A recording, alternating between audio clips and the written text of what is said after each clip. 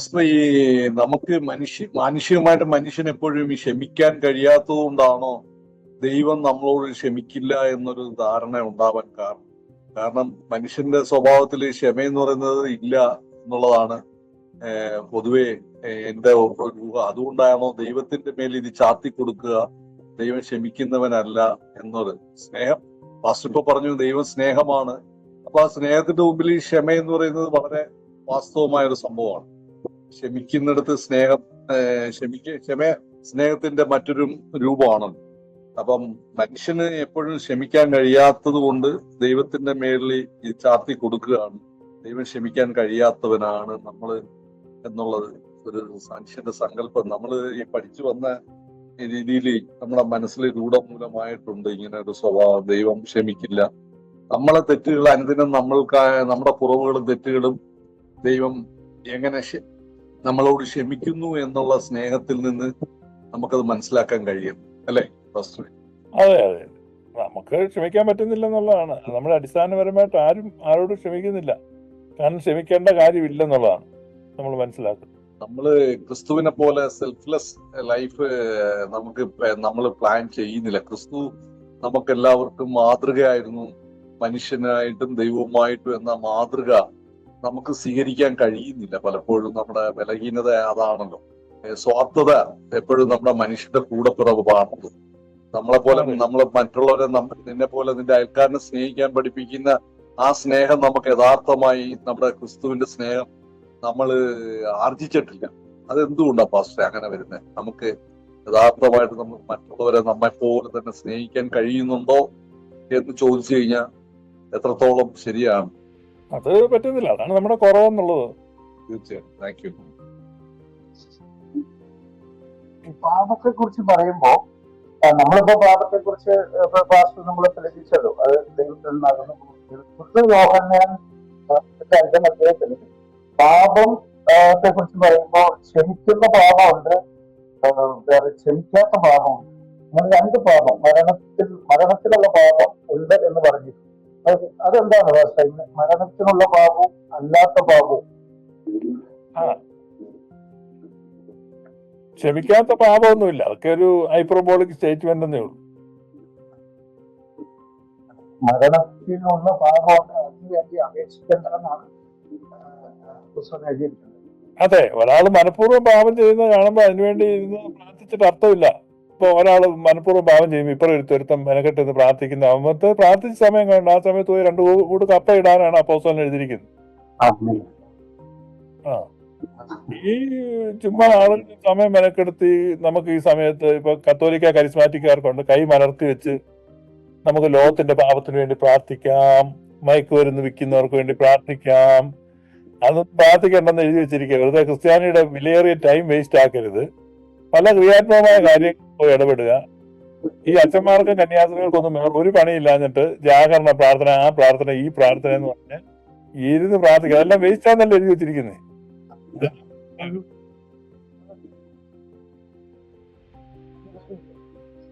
ഒരു കാര്യമില്ലെന്ന് അവിടെ എഴുതി വെച്ചിരിക്കുന്നത്. ആ അച്ഛന്മാരെയൊക്കെ കണ്ട കാണിയില്ല.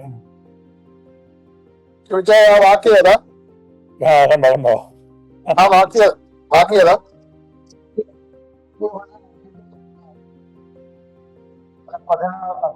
17 1 യോഹന്നാൻ 5:17 17 മുതൽ 17 16 17 കിട്ടിയോ? ഞാൻ നോക്കിക്കോളാം. കാരണം ഞാൻ വേറെ പരിപാടി 1 യോഹന്നാൻ ചെയ്യുന്നവർക്ക് ക്ഷമയുണ്ട്, മരണത്തിനുള്ള പാപമുണ്ട്, അതിനെക്കുറിച്ച് അപേക്ഷിക്കണം എന്ന് ഞാൻ പറയുന്നില്ല. പിന്നീടായിട്ട് പറഞ്ഞേക്കണം എന്ന് എനിക്ക് തോന്നുന്നത് സ്നേഹം. പക്ഷെ അതിന്റെ അടിയിൽ എഴുതിയിട്ടുണ്ട്, ഏത് അനീത്യം പാപമാകുന്നു, മരണത്തിനല്ലാത്ത പാപം ഉണ്ടതാണ്. അതൊരു വായിച്ചിട്ടേ ഒരു കൺഫ്യൂഷൻ, അതാണ് ഞാൻ ചോദിച്ചത്. ഓക്കെ എനിക്ക് മനസ്സിലായി. പാസ്റ്റർ, ഞാനൊരു ചോദ്യം ചോദിച്ചോട്ടെ? ചോദിച്ചു. ആരാ? ഞാൻ സണ്ണി പുത്തുകുരിശ്. ചോദിച്ചു. ഞാനേ വേറെ പോലെ, നമുക്കിപ്പോ നിത്യജീവൻ കിട്ടണമെങ്കിൽ അതിനുള്ള ഒരു മിനിമം ക്രൈറ്റീരിയ എന്താണെന്ന് ഒന്ന് പറഞ്ഞു തരാം? നിത്യജീവൻ കിട്ടണമെങ്കിൽ സഹോദരനെ സ്നേഹിക്കണം, വേറെ ഒരു ക്രൈറ്റീരിയ ഇല്ല. അല്ലാതെ വിശ്വാസം ഇതിലൊരു മാൻഡേറ്ററി ആണോ? വിശ്വാസമാണ്. ഇല്ലേ? വിശ്വാസം, പ്രത്യാശ, സ്നേഹം. വിശ്വാസം, പ്രത്യാശ, സ്നേഹം, ഇത് മൂന്ന് നിലനിൽക്കുന്ന വലിയ സ്നേഹം തന്നെ. വലിയ സ്നേഹം തന്നെ. അല്ല, അപ്പൊ വചനത്തില് ഭാഷ ഇങ്ങനെ പറയുന്നുണ്ടല്ലോ, ദൈവത്തിൽ വിശ്വസിക്കുക, എന്നിലും വിശ്വസിക്കുക എന്നിങ്ങനെ നമ്മുടെ കർത്താവ് തമ്പുരാൻ പറയുന്നുണ്ട്.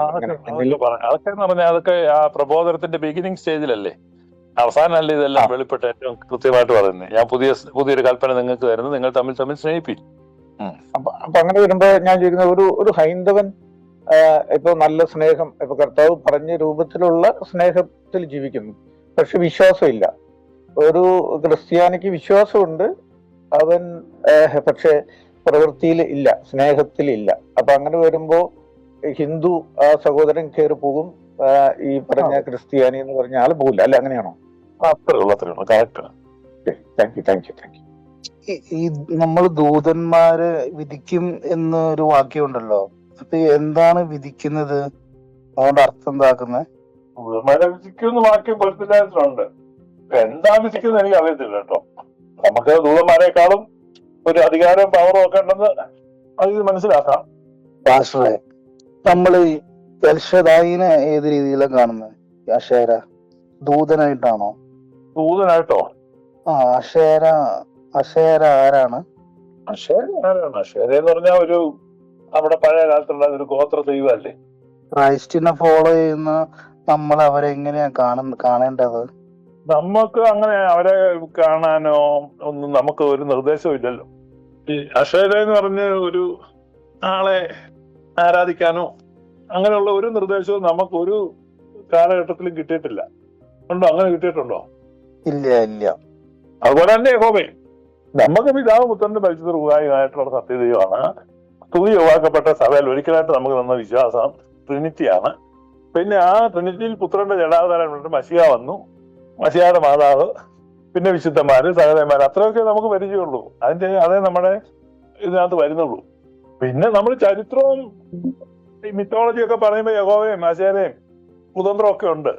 എന്ന് വെച്ചാൽ അതിന്റെ എല്ലാം പുറകെ പോകാൻ ഇവിടുന്നുള്ള നമ്മുടെ ഉപദേശം നിങ്ങളുടെ ജ്ഞാനത്തിന് ഇത്ര മതി എന്ന് പറഞ്ഞ പോലെ ഇത്ര ആവശ്യമുള്ളൂ. ക്ലിയർ ആണോ? ക്ലിയർ ആണ്. അപ്പൊ ഞാൻ എന്റെ ലൈവ് കേട്ട് ഒത്തിരി പേര് അശേര ഭക്തരായി മാറിയിരിക്കുകയാണ്. അതാണ് ഞാൻ ഇപ്പൊ സോണി കോയമ്പത്തൂർ ആള് എന്ന് പറഞ്ഞത് ആളുടെ ദൈവം അശേരയാണ്. അതും കുഴപ്പമൊന്നും അക്ഷര ഭയങ്കര ഫേമസ് ആയി പോയിട്ടോ. ഞാൻ പോലും ഇൻഫ്ലുവൻസ്ഡ് ആയിട്ട് ഫേസ്ബുക്കിൽ ഒരു പോസ്റ്റ് ഇട്ടു. എല്ലാവരുടെ കൂടെ അശേര ജീവിച്ചിരുന്നേക്കും. മറ്റേ പെണ്ണറിനെ കേട്ടിട്ട് കുതിയായിട്ട് പോയ.